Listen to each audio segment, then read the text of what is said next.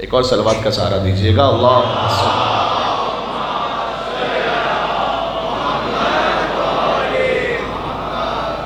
جوانوں سے میری گزارش ہے، نماز کے بعد فوراً مصلی لپیٹ کے کھڑے نہ ہو جاؤ، تسبیح پڑھو کچھ بیٹھ کے، کم از کم تعقیبات نماز میں. اور جس پہلو پر آپ نے نماز ختم کی اسی پہلو پہ بیٹھ کے تسبیح پڑھیں. حدیث میں آیا ہے کہ جہاں آپ نے اسی پہلو پہ بیٹھ کے تسبیح پڑھی آپ اپنے مقام سے نہیں اٹھیں گے مگر اللہ آپ کے سارے گناہوں کو معاف کر دے گا. سبحان اللہ. مولا نے فرمایا تسبیح عدد میں 100 کے برابر ہے، نامہ اعمال میں 1000 کے برابر ہے.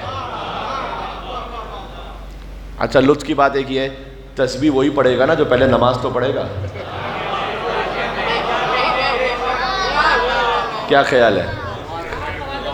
جو نماز ہی سے فارغ ہو وہ تسبیح کیا پڑھے گا پھر؟ تو سبحان اللہ، بات واضح ہو رہی ہے. تو نماز پڑھیں، اور نماز بھی تعقیبات نماز میں کم از کم یہ تسبیح، اگر اضافہ کر سکتے ہیں تو پھر تسبیح کے بعد سورہ قل هو اللہ احد کو پڑھیں بسم اللہ الرحمن الرحیم کے ساتھ. یہاں حدیث سنا کے جا رہا ہوں آپ کو. فرمایا سرکار ختمی مرتبت نے کہ جو فرض نماز کے بعد سورہ قل هو اللہ احد کو پڑھے اللہ اسے دنیا اور آخرت کا خیر عطا کرتا ہے اور اس کے ماں باپ کے گناہوں کو معاف کرتا ہے. اور مزید پڑھ سکیں تو آیت الکرسی پڑھیں اس کے بعد وَهُوَ الْعَلِيُّ الْعَظِيمُ تک ہی صحیح کم از کم لیکن پڑھیں. فرمایا توفیق ہی اسی ہوگی جو اللہ کا خاص منتخب بندہ ہوگا. جی تو تسبیح پڑھیں. چوتھے امام ایک جگہ تھے، ایک نماز پڑھ رہا تھا، ایک جوان بڑے جلدی نماز پڑھ رہا تھا، اللہم صلی علی محمد وعلی محمد، جلدی نماز پڑھ رہا تھا.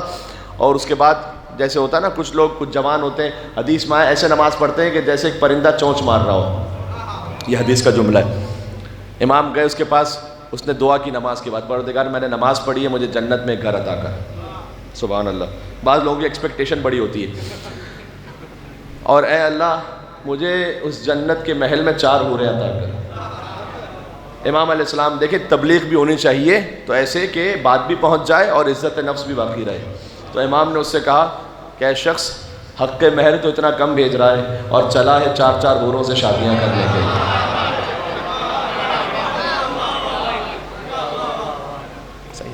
تو نماز بھی ادب احترام سے پڑھیں اور پھر تسبیح کم از کم ضرور پڑھیں. یہ بی بی کا تحفہ ہے.